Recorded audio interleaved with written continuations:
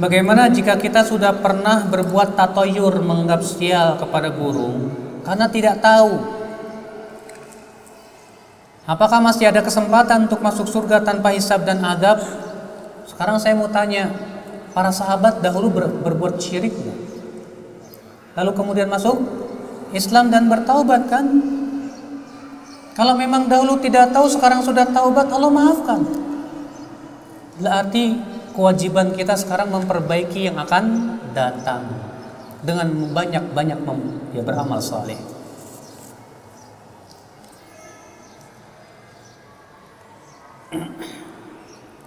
Ustadz, apakah saya ikut berdosa dengan apa yang dilakukan istri saya? Istri saya selalu memasang foto-fotonya dan disibukkan dengan bermain HP di media sosial dengan laki-laki yang bukan mahramnya.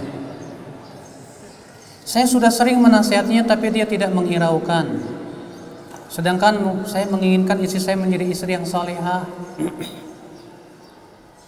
Antum nasihatinya gimana? Marah-marah? Kayaknya antum nasihatinya marah-marah deh. Maka dari itu, Pak, tak mudah menasihati manusia. Lebih mudah kita bawa kerbau daripada nasihatin orang. Sebab yang namanya manusia itu punya hawa nafsu. Apalagi wanita. Kata Rasulullah, wanita itu terbuat dari tulang yang bengkok. Kata Rasulullah, istausu bin nisa'i khaira. Berbuat baiklah kepada para wanita. Fa innahunna khuliqna min dhila'. Karena para wanita itu tercipta dari tulang rusuk. Fa in dhahabta tuqimah, kalau kamu paksa untuk lurus, patah. Fa in taraktaha, kalau kamu biarkan, tetap bengkok. Caranya bagaimana? Fastausu bin nisa'i khaira. Berbuat baiklah kepada wanita. Caranya bapak berbuat baik sama istri, lembut sama istri, menjadi suri tauladan buat istri, puaskan istri. Insya Allah kalau seperti itu, istri pun akan takluk di hati bapak. Tapi kalau bapaknya keras sama istri, kalau nasihatin dengan nada tinggi, bagaimana dia akan mendengarkan suara bapak? Cobalah Pak, kenalkan istri bapak kepada Allah. Jadikan istri bapak cinta kepada Allah. Tumbuhkan rasa takut di hatinya kepada Allah. Insya Allah kalau istri bapak sudah cinta Allah, takut kepada Allah, maka bapak mau tidak mau insya Allah bismillah istri bapak akan tunduk kepada bapak, insya Allah. Nah inilah bapak sekalian. Makanya kita ya, untuk menyadarkan manusia itu tak mudah. Aisyah saja berkata apa? Kata Aisyah, adalah yang pertama kali turun dari Al-Quran tentang surga dan neraka. Kalaulah yang pertama kali turun, kata Aisyah, jangan mencuri, mungkin kami tidak akan meninggalkan pencurian. Kalaulah yang pertama kali turun, jangan berzina, mungkin kami tidak akan meninggalkan perzinahan. Tapi ternyata yang Allah turunkan tentang apa? Tentang surga, tentang neraka. Ditumbuhkan dulu rasa cinta, rasa takut kepada Allah. Dengan sendirinya akan berkata sami'na wa ata'na, insyaallah. Iya.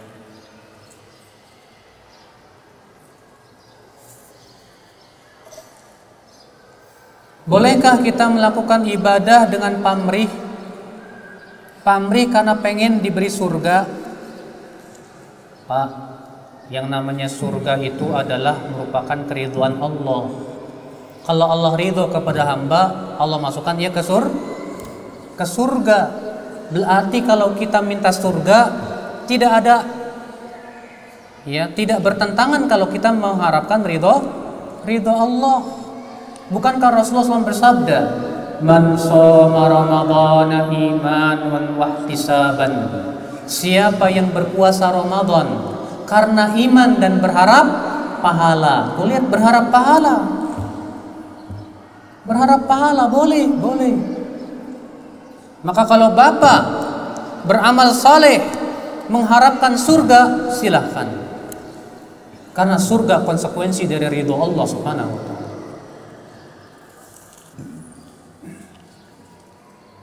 Kalau ingat masa lalu Ustadz, saya merasa sangat menyesal dan takut tidak diampuni oleh Allah.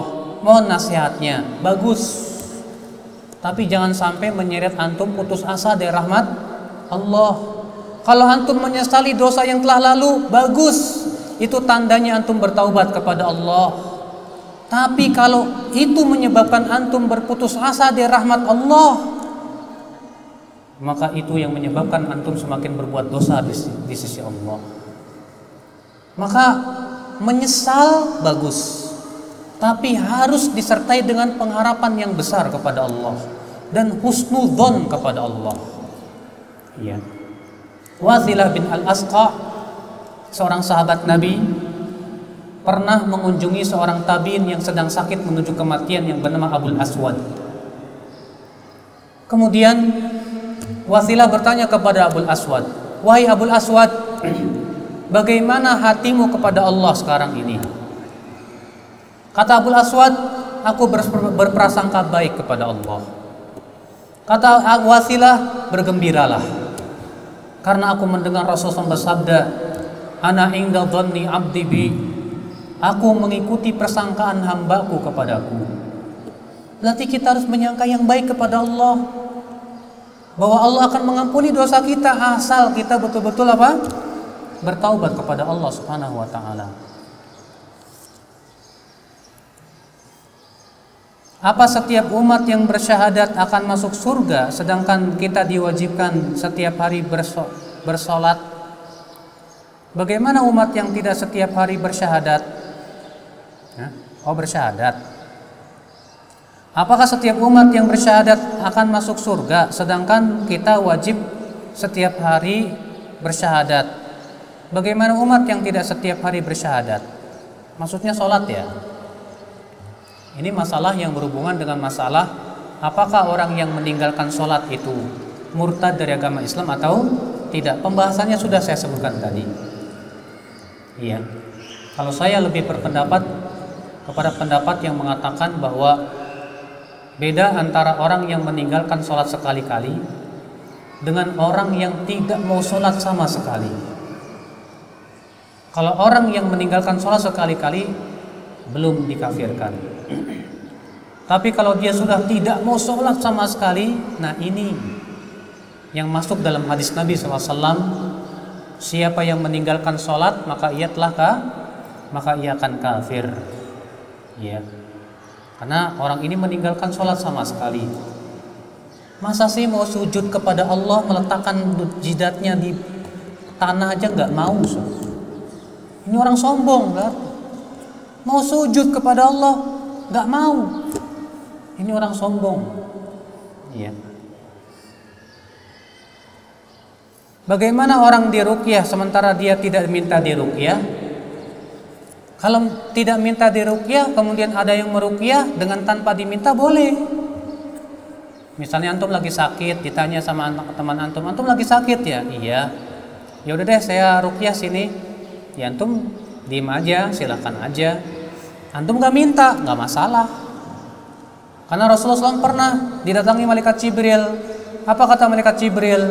Ishtakaita ya Muhammad, kamu sakit hai Muhammad? Kata Rasulullah, na'am.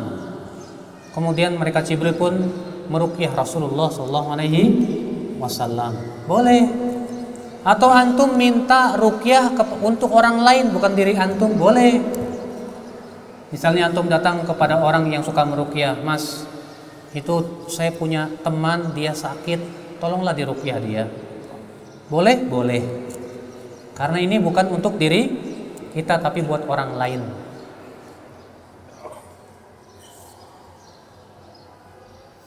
Doakan orang tua saya Ustadz agar bisa sholat 5 waktu. Amin. Mudah-mudahan ya orang tua antum diberikan kekuatan untuk sholat 5 waktu. Dulu semasa pacaran sering berzina Ustadz. Sekarang apakah saya bisa mendapatkan kunci surga? Dapat.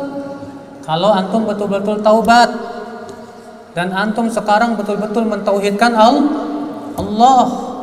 asal antum pertahankan tauhid dan menjauhi kesyirikan dan mati di atas la ilaha illallah, di atas tauhid, antum dapat surga. Iya, insyaallah.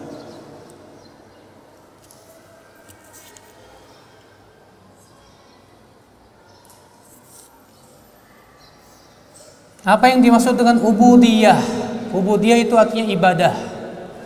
Uluhiyah, uluhiyah itu artinya keilahan. Artinya Allah satu-satunya ilah yang berhak disembah. Asma wa sifat artinya Allah memiliki nama-nama dan sifat yang sempurna dan mulia.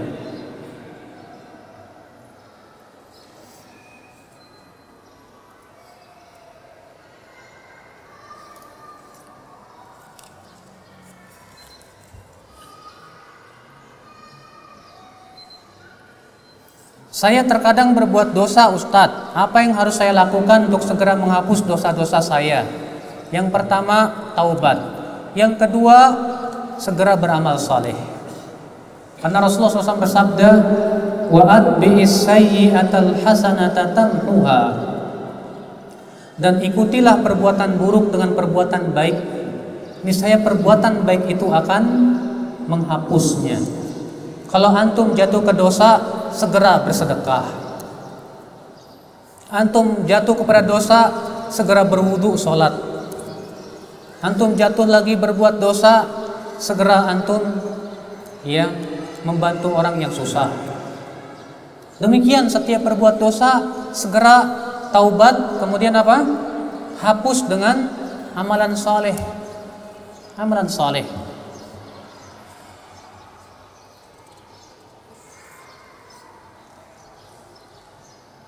Apakah Rasulullah pernah bertemu dengan Allah saat Isra Mi'raj secara langsung? Iya.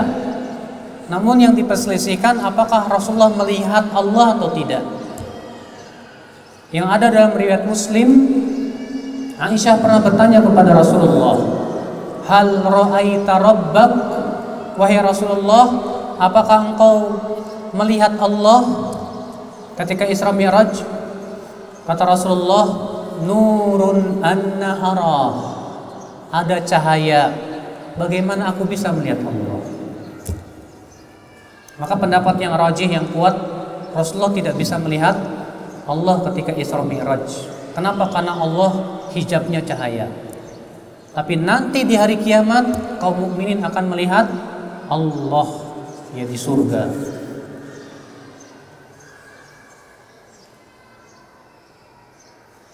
Apakah semua kunci surga mutlak harus terpenuhi? Emang kunci surga ada berapa?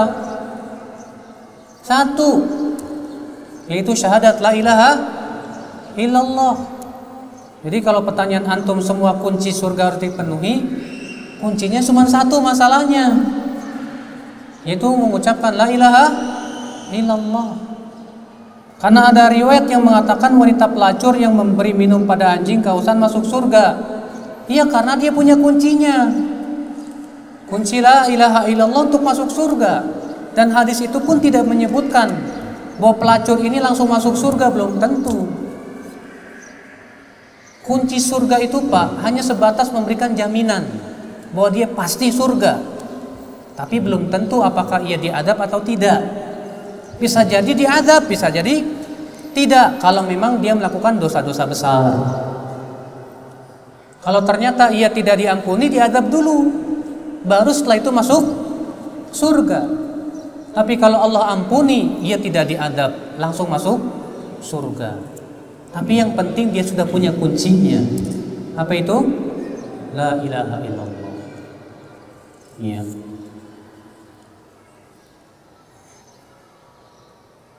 Apa hukumnya percaya sama yang namanya santet? Santet ada, secara kenyataan ada. Lalu bagaimana caranya kalau kita kena santet? Diruqyah. Kata para ulama, diruqyah dengan dibacakan ayat Al-Quran dan dimandikan dengan daun bidara. Apakah semua orang mukmin yang terbebas dari syirik akan masuk surga tanpa hisab? Akhi, orang yang masuk surga itu ada tiga tingkatan. Tingkatan yang paling tinggi masuk surga tanpa hisab dan adab. Ini yang paling tinggi. Tingkatan yang kedua, masuk surga dengan dihisab tapi tidak diadab. Dihisab dengan mudah. Lalu Allah ampuni, dimasukkan ke surga. Tingkatan yang ketiga, orang yang masuk surga tapi dengan dihisab dan diadab.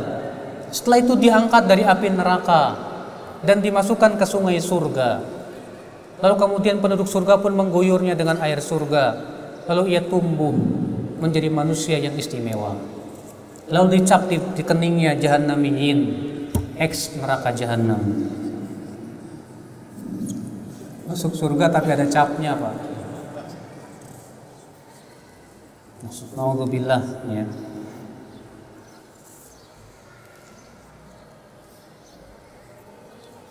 Saya dahulu pernah menzalimi orang yang sebelum mendapatkan hidayah. Dulu sebelum dapat hidayah saya pernah menzalimi orang. Apakah saya harus datang minta maaf? Iya, wajib antum minta maaf. Wajib antum minta maaf. Karena kata Imam Nawawi, dosa kita kepada manusia syaratnya 4. Menyesal, meninggalkan perbuatan dosa, bertekad tidak kembali lagi, dan minta maaf. Harus minta maaf.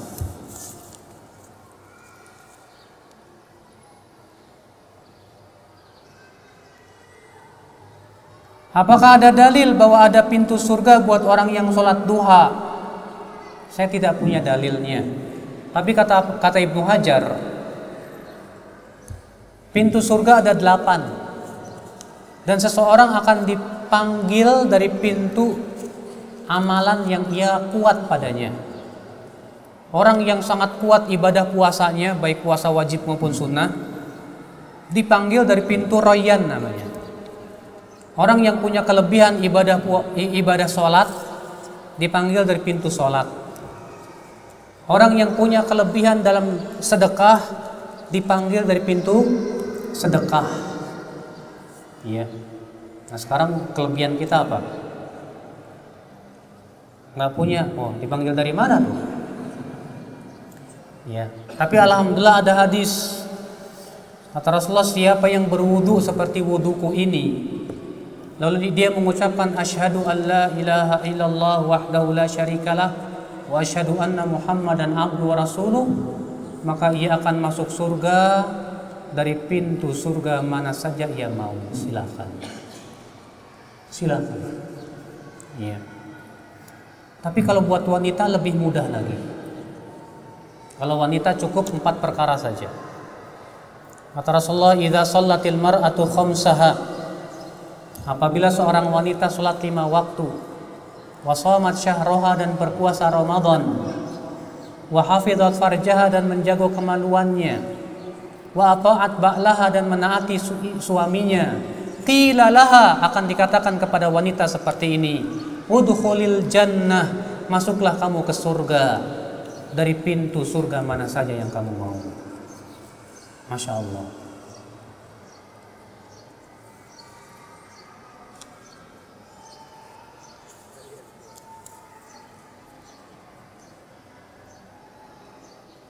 Apakah dosa diperlihatkan nanti di hari kiamat ketika telah diampuni, ketika di padang mahsyar? Iya, akan dihisab dengan hisab yang ringan orang seperti itu. Sebagaimana dalam riwayat Tirmidzi, ketika Allah hendak menghisab seorang mukmin, wadu'a kanafah, Allah akan letakkan penutup sehingga tidak ketahuan orang-orang. Lalu Allah pun berfirman, ata'rifu dzamba kadza, kamu ingat tidak dosa kamu yang ini? Kamu tahu enggak dosa kamu ini? Terus disebut oleh Allah, sementara si hamba itu mengakui iya, iya. Dan si hamba sangat yakin akan dilemparkan ke neraka. Lalu Allah berfirman, qad satartuha laka fid dunya, dahulu di dunia aku telah menutupi dosamu. Wa ana satartuha lakal yaum, di hari ini pun aku akan tutupi dosamu. Lalu Allah ampuni dosanya dan dimasukkan ke surga. Ini adalah hisab yang mudah, yaitu dengan hanya diingatkan dosa-dosa dia dan si mukmin mengakui dosa-dosanya. Lalu ia pun dimaafkan oleh Allah, dimasukkan ke surga. Dan hadis ini menunjukkan kalau begitu, kalau kita ingin dimudahkan hisab kita, caranya apa? Akui dosa kita di hadapan Allah. Kalau kita mengakui dosa kita, itu tanda kita taubat kepada Allah. Tapi kalau kita tidak mengakui dosa kita, itu tandanya kita akan dihisab berat. Dan dihisab berat itu terjadi munaqasyah, dialog antara Allah dengan hamba, di mana si hamba tidak mengakui. Lalu Allah berkata, Allah pun menutup mulutnya, lalu tangan dan kakinya akan berbicara. Itulah orang yang akan diadab, kata Rasulullah. Pasti orang seperti itu akan diadab.